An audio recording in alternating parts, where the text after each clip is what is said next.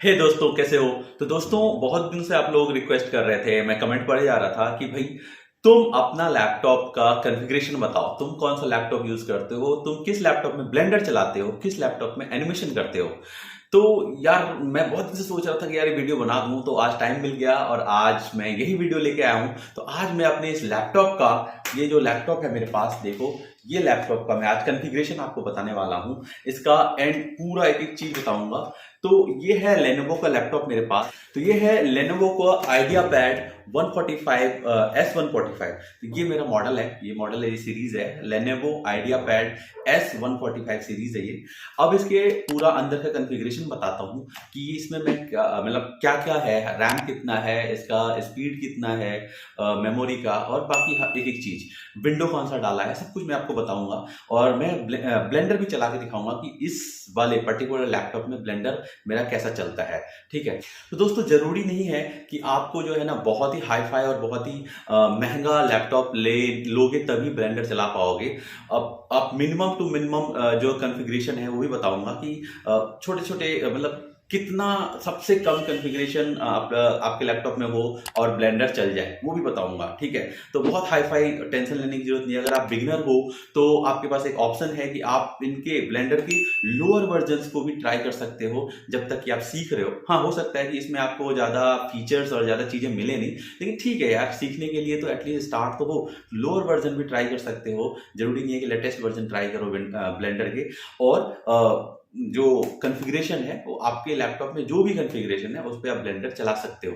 तो मैं आपको वन बाय वन सारा कुछ बताता हूँ। तो चलिए, मैं अपने कंप्यूटर के स्क्रीन पे ले चलता हूँ। आपको अगर अपने विंडो का कॉन्फ़िगरेशन देखना है, आपको अपने लैपटॉप का सिस्टम का पूरा डिटेल देखना है, तो आपका दो तरीका है। एक तरीका है कि आप जो है कंट्रोल अल्ट और डिलीट दबा के टास्क मैनेजर खोल लीजिए। टास्क मैनेजर खोलने के बाद आप देखो यहाँ टास्क मैनेजर खुल गया है। इसके बाद परफॉर्मेंस में जाइए। परफॉर्मेंस में जाने के बाद आपको सारी जो भी डिवाइसेस हैं आपके इसमें लगे हुए, जो भी हार्डवेयर, उनके बारे में आ जाएगा। उसकी पूरी डिटेल व्यू आएगी। ठीक है। तो पहले बात करते हैं सीपीयू से। सीपीयू होता है सेंट्रल प्रोसेसिंग यूनिट, यही माइंड है कंप्यूटर का, और इसका होना बहुत जरूरी है। इसका एक्चुअली होना क्या है, ये होगा ही होगा, इसके बिना कुछ काम ही नहीं हो सकता है, ये इनबिल्ड है। तो सीपीयू जो है, इसकी स्पीड होती है एक्चुअली, तो इसकी जितनी अच्छी स्पीड होगी उतना बढ़िया फास्ट आपका सिस्टम रहेगा। तो आप मेरे में देख सकते हो 2.3 गीगाहर्ट्ज का स्पीड वाला ये सीपीयू है मेरा। इंटेल i3 है मेरा, i3 प्रोसेसर है। जबकि अभी i5 और उससे ऊपर के जो वर्जन्स चल रहे हैं विंडो के, बट मेरा i3 ही है, मेरे पास यही है। ठीक है। और इसके सीपीयू के अलावा एक और होता है, मैं बीच वाला भी बाद में बताऊंगा। नीचे वाला दिखाता हूँ, जीपीयू। आप देखोगे कि मेरे सिस्टम में जीपीयू भी है। ये एक्चुअली गेमिंग के लिए है, ये ग्राफिक कार्ड्स के लिए है।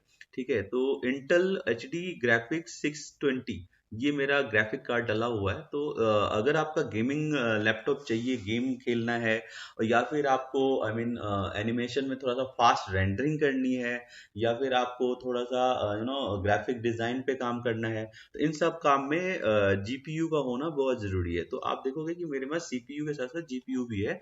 ठीक है। और ब्लेंडर में साइक्लिक रेंडरिंग में जीपीयू अगर होता है तो आप बहुत अच्छे से, आपका जो है स्मूथली रेंडरिंग होती है। तो आप देखोगे कि मेरा 4.0 जीबी का जीपीयू शेयर्ड जीपीयू मेमोरी है, जिसमें 0.2 यूज हुआ है। मतलब मैं यूज कर ही नहीं रहा हूँ, इसलिए यूज हुआ नहीं है, बट ये है।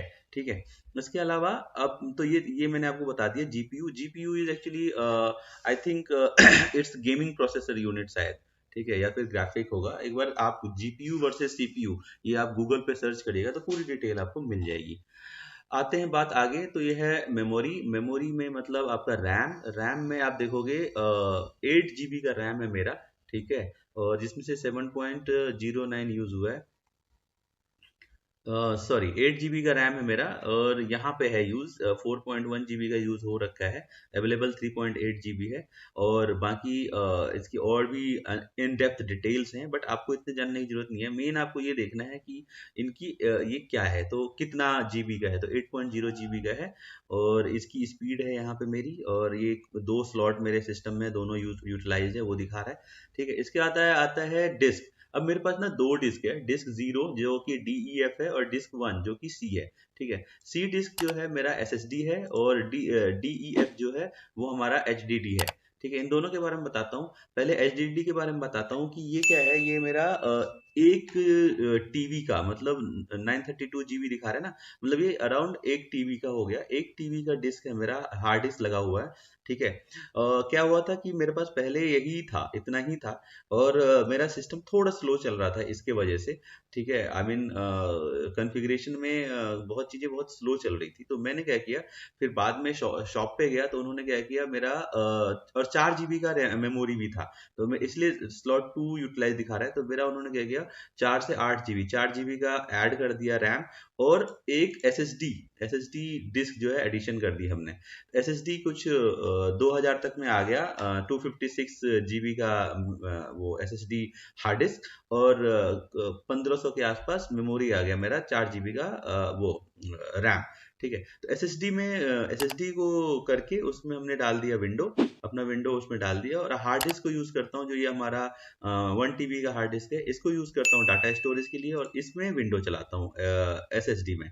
तो इससे ये फायदा हुआ मेरा कि हार्ड स्पीड जो है सिस्टम की मल्टीपल फोल्ड बढ़ गए, बहुत ज्यादा बढ़ गए, और अब सिस्टम मेरा बहुत स्लो बिल्कुल नहीं चलता है और अच्छे से काम चलता है। ठीक है, तो ये एसएसडी का फायदा है, ये अभी लेटेस्ट है। वाईफाई छोड़ दीजिए, इसका कोई यूज नहीं है ये, तो जो आप ये वाईफाई कनेक्टेड हो ना घर पे, उसका कुछ ये बता रहा है, इसका जरूरत नहीं। तो आपको जो मेन आपके ब्लेंडर चलाने के लिए, या आपको गेम चलाने के लिए, या आपको ऐसा वैसा कुछ चलाना है, तो उसके लिए आपको सीपीयू, जीपीयू, मेमोरी और हार्ड डिस्क, ये बहुत इंपॉर्टेंट है।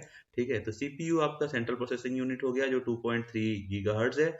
मेमोरी हो गया आपका 8 जीबी रैम, और जीपीयू है हमारा 4 जीबी का, और लास्ट में हमारा है ये हार्ड डिस्क, जो एसएसडी है करीब 256 जीबी का, और जो कि 239 अभी दिखा रहा है, बाकी इन यूज है, 2% यूज हो रखा है, कभी होता है कभी नहीं होता, जो भी है। और उसके बाद हार्ड डिस्क है हमारा 1 टीबी का। ठीक है, तो ये मेरा करंट कॉन्फ़िगरेशन है। तो आप देख सकते हैं ब्लेंडर का नया इंटरफेस आपके सामने है। ठीक है, तो अब देखो यहाँ पे ऑब्जेक्ट आ गया है, थोड़ा सा ये देखो जूम इन जूम आउट कर रहा हूँ। ठीक है, आपको ये कैमरा मिल जाएगा, ये, और ये आपको लाइट मिल जाएगा, और ये आपका ऑब्जेक्ट है सामने। ठीक है, जो सेलेक्टेड है, तो आप देख सकते हो फुल स्मूथ है, कोई दिक्कत नहीं है। तो इस कॉन्फ़िगरेशन में भी ब्लेंडर चलता है। रही बात आपको दिक्कत कहाँ आएगी, दिक्कत सिर्फ आएगी आपको जब आप रेंडरिंग करोगे। ठीक है, जो रेंडरिंग वाला पार्ट है उस केस में आपको दिक्कत आएगी, क्योंकि जितना अच्छा कॉन्फ़िगरेशन होगा, रेंडरिंग उतना स्पीड में होगा, उतना फास्ट होगा। ठीक है, बाकी नॉर्मल यूज करने में ब्लेंडर आपको कोई दिक्कत नहीं आएगा। ठीक है, तो आप आराम से ब्लेंडर यूज कर सकते हो इस पर्टिकुलर कॉन्फ़िगरेशन पे भी, और इससे अगर थोड़ा लोअर कॉन्फ़िगरेशन हुआ तो भी। लेकिन अगर आपको फास्ट रेंडरिंग चाहिए, तो आप थोड़ा सा अच्छा कॉन्फ़िगरेशन का लैपटॉप लीजिए। तो मैं सोच रहा हूँ कि मैं ब्लेंडर का फिर से एक ट्यूटोरियल दे दूं। अभी तक मैंने बहुत सारे ट्यूटोरियल बनाए हैं ब्लेंडर पे, आप मेरे प्लेलिस्ट में, चैनल्स पे जाके, वीडियोस पे जाके देख सकते हो। और सोच रहा हूँ कि लेटेस्ट वर्जन पे भी एक पूरा अच्छा खासा एंड टू एंड ट्रेनिंग दे दूं। तो आप लोगों को अगर इंटरेस्ट हो और लेना चाह रहे हो ट्रेनिंग अगर ब्लेंडर के लेटेस्ट वर्जन पे, और आप लोग वीडियो चाहते हो, तो कमेंट करके मुझे बताओ। अगर मैं कमेंट पढ़ूंगा और मुझे लगेगा कि हाँ यार रिक्वायरमेंट है, तो पक्का जो है ब्लेंडर के ऊपर नया ट्रेनिंग पूरा एंड टू एंड क्या है, विंडो से लेके रेंडरिंग तक सब कुछ बताऊंगा। ठीक है, तो इस वीडियो को अभी खत्म करते हैं। तो सब्सक्राइब कर लेना चैनल को बेल आइकन दबा के, और इस वीडियो को लाइक करना, दोस्तों से शेयर करना, और happy learning, enjoy, bye bye, जय हिंद।